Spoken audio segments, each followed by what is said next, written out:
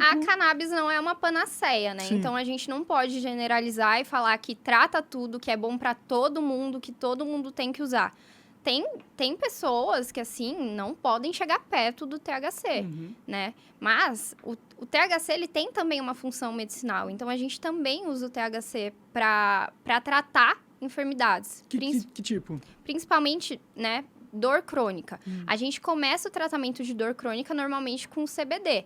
Mas distúrbios de dor crônica que tá muito exacerbado, a gente tem que entrar com THC, senão não resolve. Pode crer. Pacientes com Alzheimer, eles também se beneficiam do THC, porque o idoso, ele já tá com as conexões mentais tão ruins que o THC dá um estímulo de up mesmo, sabe? Entendi. Deixa ele mais energizado mesmo. Então, ele ajuda a acelerar um pouco os processos mentais e não deixa, assim, ele chapado. Ele não fica chapado.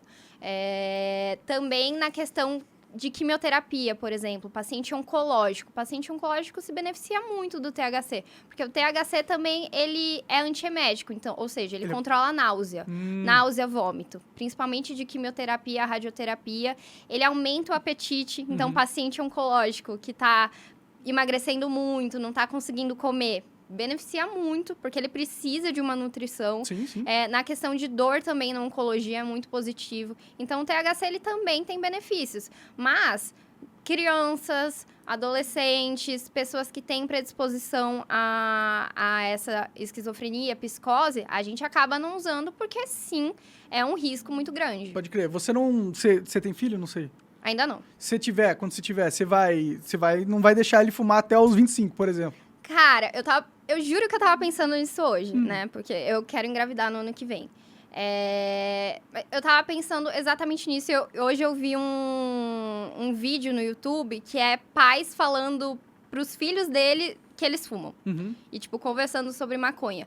Eu acho que eu vou ter uma conversa, assim, sobre drogas, no geral, muito, muito clara, sabe? Assim, não é bom usar antes dos 21 aos 25 anos. Mas, se você for usar, vamos fazer do jeito certo? Me chama pra eu te mostrar, trago uma boa flor, pelo menos. Então, tipo, a gente vai fazer um esquema de, pelo menos, de redução de dano, sabe? Entendi. Se você for usar, vamos ir atrás de uma flor que seja legal, uma genética que seja legal. Eu espero que... Menos THC, né? Exato, com menos THC. Ou então, beleza, vamos usar o THC, mas vamos usar numa quantidade mais baixa? Não vamos usar todo dia o THC?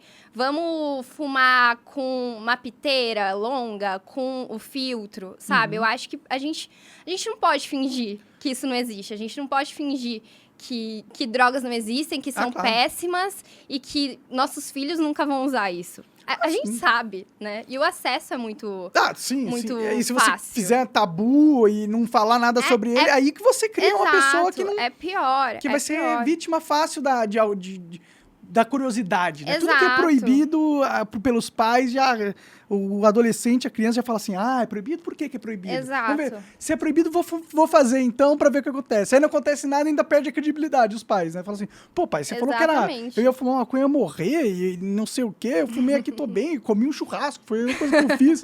Eu não confio mais, entendeu? Não, com certeza. Mas eu também não tenho filho, mas se eu tivesse filhos, eu acho que eu ia pedir pra eles esperarem até os 25 anos, assim. É que eu acho, assim, eu, por exemplo, né, eu fui uma pessoa que esperou, mas porque cara, assim, não sou essa pessoa que ama fumar maconha, sabe? Com quantos anos você começou? Eu comecei a fumar, eu acho que eu tinha uns 23, assim, não faz muito tempo, sabe? E meu uso, assim, da maconha é muito recreativo mesmo, sabe? Da parte do THC mesmo. Eu uso, assim, eventualmente... Assistir um filme, comer uma pizza. Um rolê com os amigos, alguma coisa assim. Então, assim, mas não porque, sei lá, meus pais proibiram, ou sempre tive oportunidade, mas eu realmente não queria, assim. Mas a gente não tem como ignorar que, cara, a gente tem essa exposição desde muito cedo, sabe? Então... idealmente, seria muito ótimo se a gente esperasse. Mas, não sei se é, tipo, uma realidade, sabe? Pedir pro nosso filho esperar, né? Eu acho que... se eu tiver um filho, eu não acho que eu nem ia só pedir, eu não ia deixar, tá ligado? Ele fumar à vontade. Tipo, se ele quisesse experimentar, falar, tá com 18 anos, quer experimentar? Beleza, experimenta aqui e tal. Mas, cara, vai por mim. Olha o seu pai, olha o que aconteceu comigo, tá ligado? Eu não quero a mesma coisa passando por você. Eu não sou anti-maconha. Pô, pelo contrário, tá ligado? Mas eu acho que tem que ter responsabilidade com drogas, né? Não, com certeza. Eu não gosto de ficar passando essa mensagem, foda-se, fuma todo mundo aí, crianças, fumem, tá ligado? Não gosto disso, que não, tá óbvio que não. Adolescente, acho que você não devia fumar. Se quiser experimentar um dia, você não devia fazer, mas eu entendo se experimentar um dia. Mas agora fumar todo dia, você tem 16 anos, você nem terminou. E não faz sentido, não né? Faz sentido. Não faz sentido. Você fica letárgico, você fuma, você não tem vontade de fazer nada quando você fuma. Você quer ficar assistindo um filme, jogando um jogo, sei lá, você não quer pegar e estudar pra prova de matemática ou ir na academia fazer exercício. Se bem que tem gente que faz exercício pra caralho e se dá bem com a maconha, né? Eu sou concomitante à minha questão da cannabis, eu sou médica do esporte, né? E eu uso muito a cannabis também nesse sentido do esporte. Porque, tava até falando com você antes, que a gente tem um sistema, que chama sistema endocannabinoide, no nosso corpo.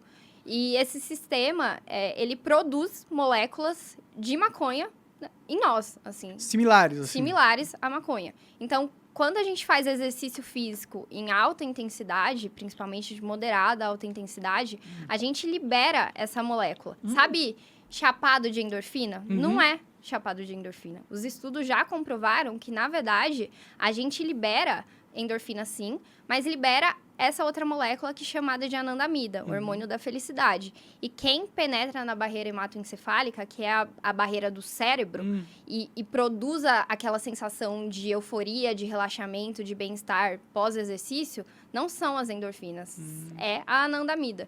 Que é parecida com a maconha. Que é muito parecido com o THC. A anandamida tem uma estrutura e alguns alvos de receptores no corpo muito similares ao THC. Entendi. Então, a gente produz no nosso corpo cannabis, algo similar. maconha. Sim.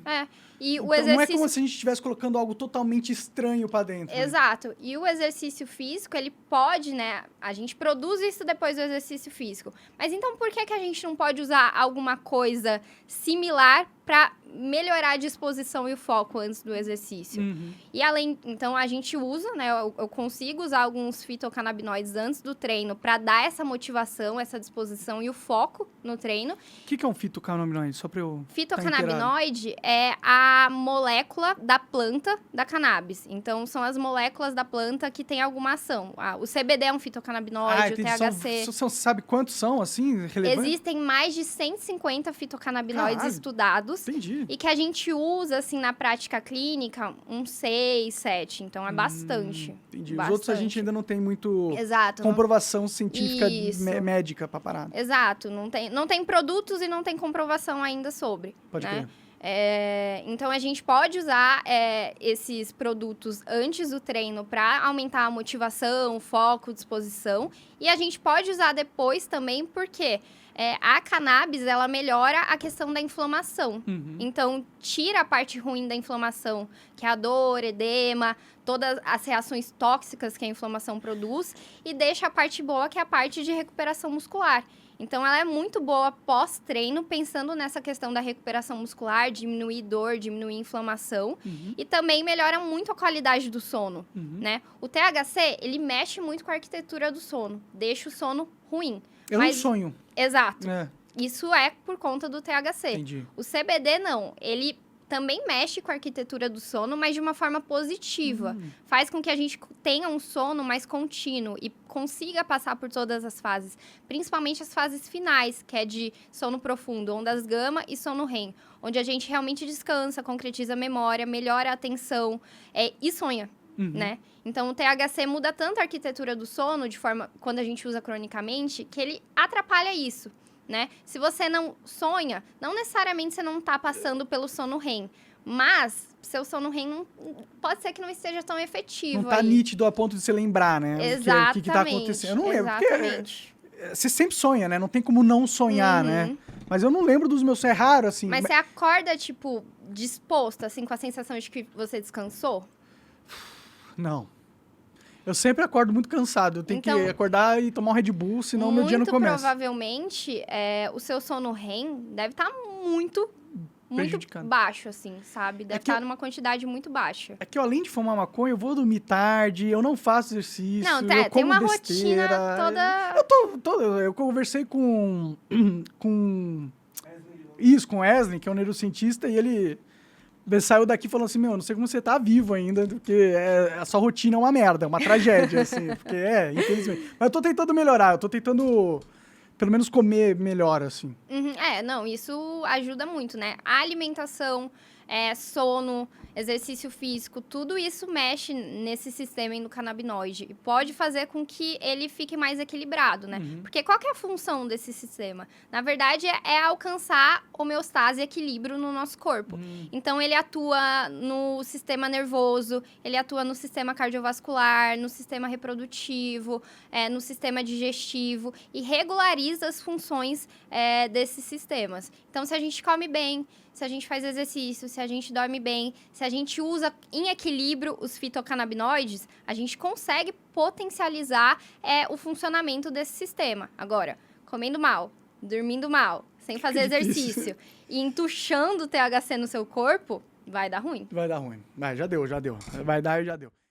Você acaba de assistir um corte do Monarch Talks. Agradeço demais, mas se você quiser ver o vídeo na íntegra e acompanhar ao vivo todas as transmissões, você tem que ir lá no rumble.com/monarch para não perder nada. Segue a gente lá.